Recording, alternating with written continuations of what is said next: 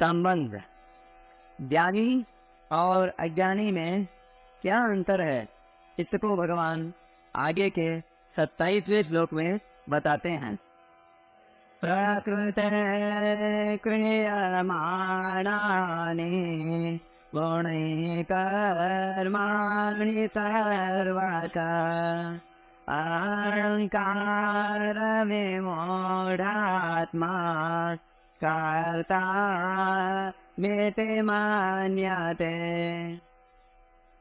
संपूर्ण कर्म सब प्रकार से प्रकृति के गुणों द्वारा किए जाते हैं, परंतु अहंकार से मोहित अंतःकरण वाला अज्ञानी मनुष्य मैं करता हूँ ऐसा मानता है। व्याख्या।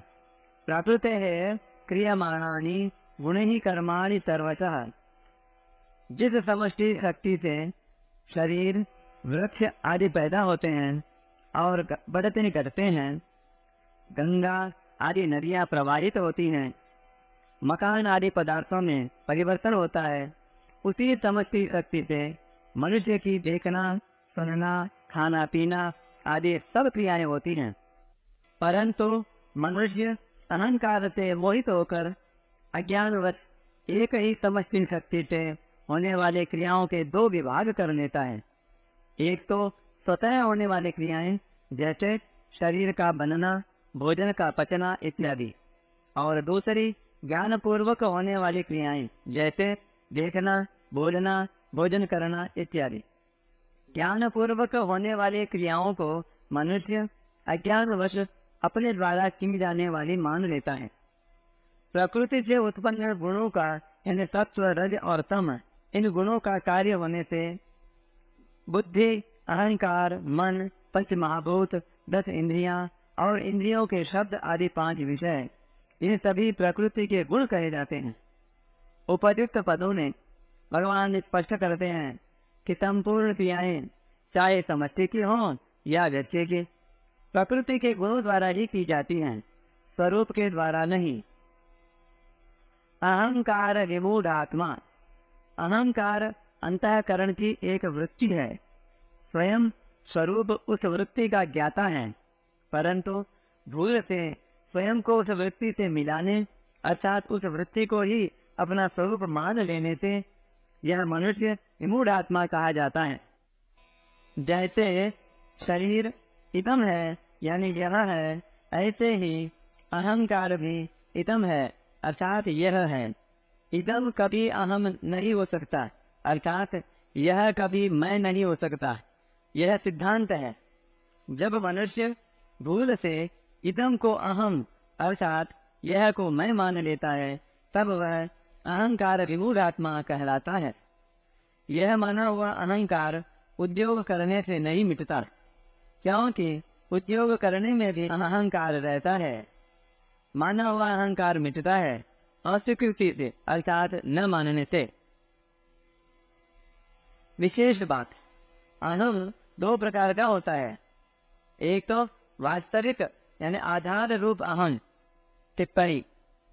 जिसको यहाँ वास्तविक अहम कहा है वह वास्तव में अहम नहीं है, तो प्रत्युत तत्रूप चितरूप तत्व है। उसको वास्तविक अहम इसलिए कहा है कि वह कभी बदलता नहीं, जबकि अवास्तविक अहम बदलता है। जैसे कोई व्यक्ति पढ़ा लिखा नहीं है तो वह कहता है कि मैं मूर्ख हूँ, अपथ हूँ, और पढ़ लिख कर वही व्यक्ति कहता है कि मैं विद्वान हूँ, पढ़ा लिखा हूँ। इस प्रकार अहम के बदलने पर भी मेरी सत्ता नहीं बदली, यानी मैं वो ये नहीं बदला। माने हुए अहम के साथ सदा रहने से ही उस सत्ता को वास्तविक अहम कहते हैं। माने हुए अहम का साथ मिटते ही अर्थात वहां से दृष्टि हटते ही वह वास्तविक अहम सच्चिदानंद स्वरूप हो जाता है। जैसे मैं हूँ अपनी सत्ता मात्र, और दूसरा अवास्तविक यानी माना हुआ अहम, जैसे मैं शरीर हूँ। वास्तविक अहम स्वाभाविक एवं नित्य और अवास्तविक अहम अस्वाभाविक एवं अनित्य होता है। अतः वास्तविक अहम स्मृत तो हो सकता है पर मिट नहीं सकता, और अवास्तविक अहम प्रतीत हो सकता है पर टिक नहीं सकता। मनुष्य से भूल यह होती है कि वह वास्तविक अहम यानी अपने स्वरूप को विस्मृत करके अवास्तविक अहम यानी मैं शरीर हूँ को ही सच मान लेता है। कर्ताहमिति मन्यते। यद्यपि संपूर्ण कर्म सब प्रकार से प्रकृति जन्य गुणों के द्वारा ही किए जाते हैं, तथापि अहंकारेण मोहित अंतःकरण वाला अज्ञानी मनुष्य कुछ कर्मों का कर्ता अपने को मान लेता है, कारण कि वह अहंकार को ही अपना स्वरूप मान बैठता है। अहंकार के कारण ही मनुष्य शरीर, इंद्रियां, मन आदि में मैंपन कर लेता है और उन शरीर आदि की क्रियाओं का कर्ता अपने को मान लेता है। यह विपरीत मान्यता मनुष्य ने स्वयं की है, इसलिए इसको मिटा भी वही सकता है। इसको मिटाने का उपाय है इसे विवेक विचार पूर्वक न मानना, क्योंकि मान्यता से ही मान्यता कटती है। एक करना होता है और एक न करना। जैसे करना क्रिया है, ऐसे ही न करना भी क्रिया है। सोना, जागना, बैठना, चलना, समाधिस्थ होना आदि सब क्रियाएं हैं। क्रिया मात्र प्रकृति में होती है। स्वयं में यानी चेतन स्वरूप में करना और न करना दोनों ही नहीं है, क्योंकि वह इन दोनों से परे है। वह अक्रिय और सबका प्रकाशक है। यदि स्वयं में भी क्रिया होती तो वह क्रिया यानी शरीर आदि में परिवर्तन रूप क्रियाओं का ज्ञाता कैसे होता। करना और न करना वहाँ होता है जहाँ अहम मैं रहता है। अहम न रहने पर क्रिया के साथ कोई संबंध नहीं रहता। करना और न करना दोनों जिससे पराजित होते हैं उस अक्रिय तत्व में यानी अपने स्वरूप में मनुष्य मात्र की स्वाभाविक स्थिति है। परंतु अहम के कारण मनुष्य प्रकृति में होने वाली क्रियाओं से अपना संबंध मान लेता है।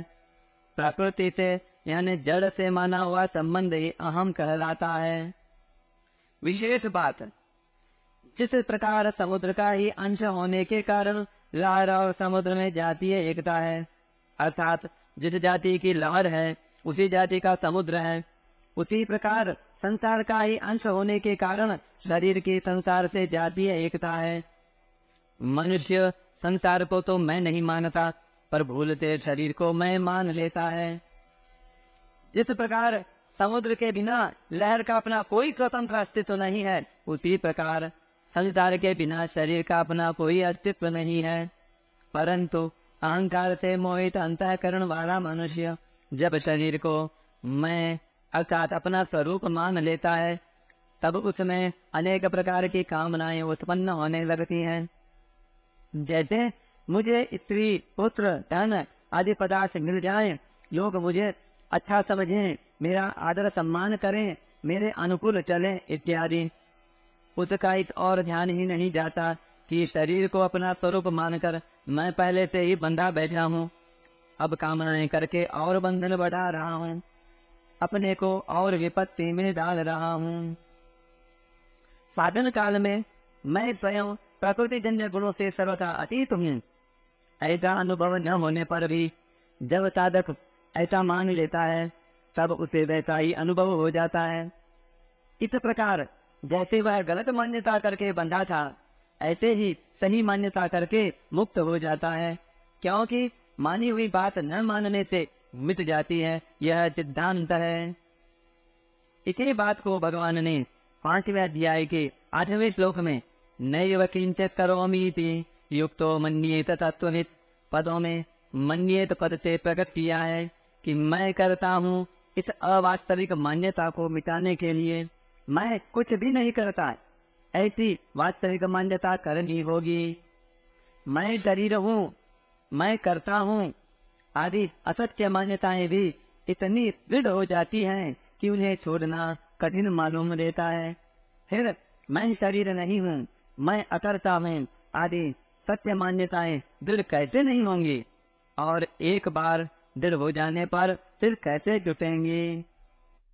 परिशिष्ट भाव, संपूर्ण क्रियाएं जड़ विभाग में ही होती हैं, चेतन विभाग में कभी किंचन मात्र भी कोई क्रिया नहीं होती।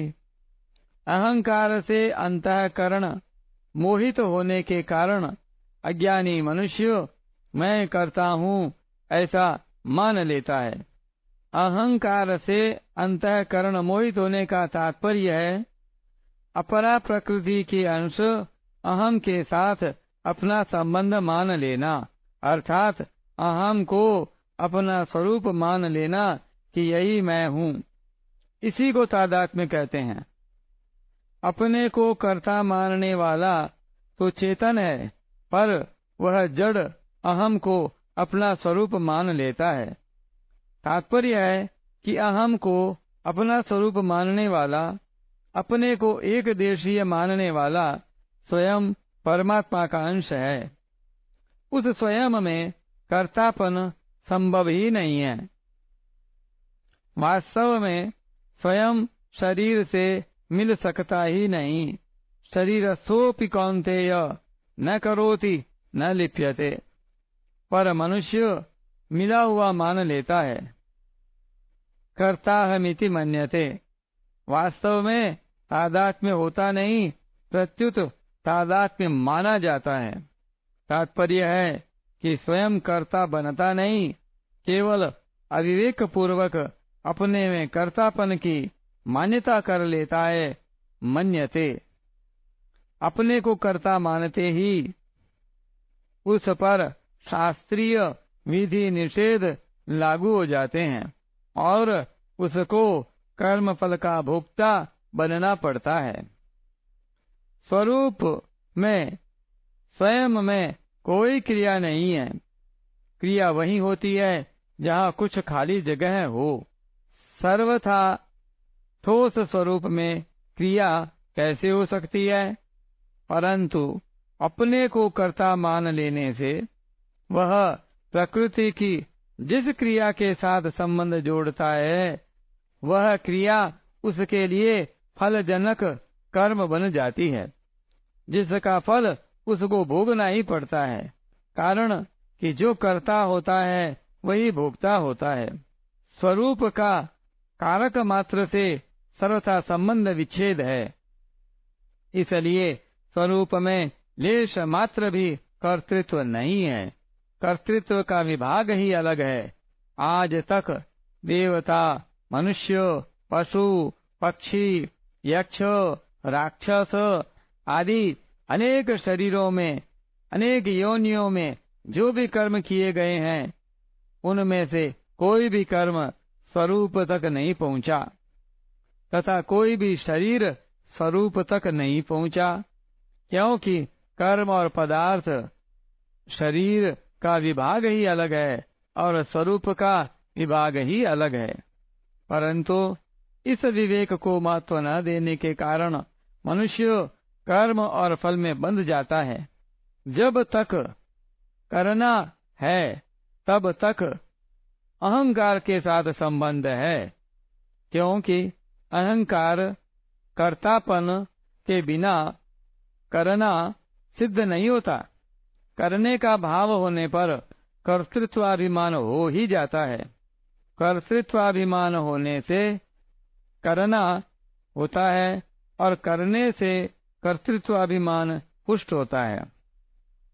इसलिए किए हुए साधन से साधक कभी अहंकार रहित हो ही नहीं सकता।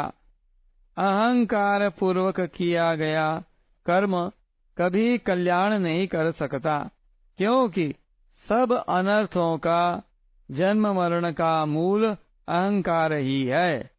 अपने लिए कुछ न करने से अहंकार के साथ संबंध नहीं रहता, अर्थात प्रकृति मात्र से संबंध विच्छेद हो जाता है।